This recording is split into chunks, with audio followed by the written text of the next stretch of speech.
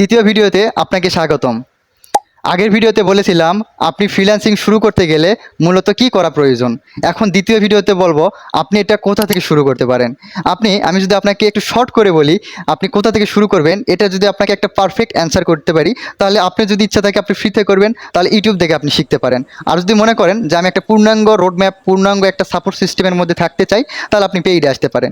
এখন আমি যদি আপনাকে একটা বিষয় শেয়ার করি, ইউটিউব দেখে আপনি অনেক কিছু শিখতে পারবেন, যেটা আমি পার্সোনালি করছিলাম। আমি ইউটিউব থেকে অনেক কিছু শিখছিলাম, কিন্তু আমি এই বিষয়গুলো যখন আমি আমার কর্মক্ষেত্রে নিয়ে যাই তখন আমি আকাশ পাতাল একটা ডিফারেন্স পাই। তো এই জায়গা থেকে আপনার কাছে ডিসিশন যে আপনি মূলত ফ্রিতে করবেন নাকি পেইডে করবেন।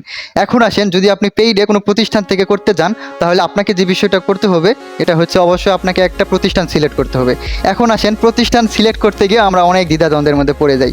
কোন প্রতিষ্ঠান থেকে শুরু করব, কোনটাতে সাপোর্ট ভালো, কোনটা থেকে শুরু করলে একটা সরকার কর্তৃক অনুমোদিত সার্টিফিকেট পাবো যেটা কিনা আমি আমার অন্য কোনো ক্ষেত্রেও এটা ব্যবহার করতে পারবো।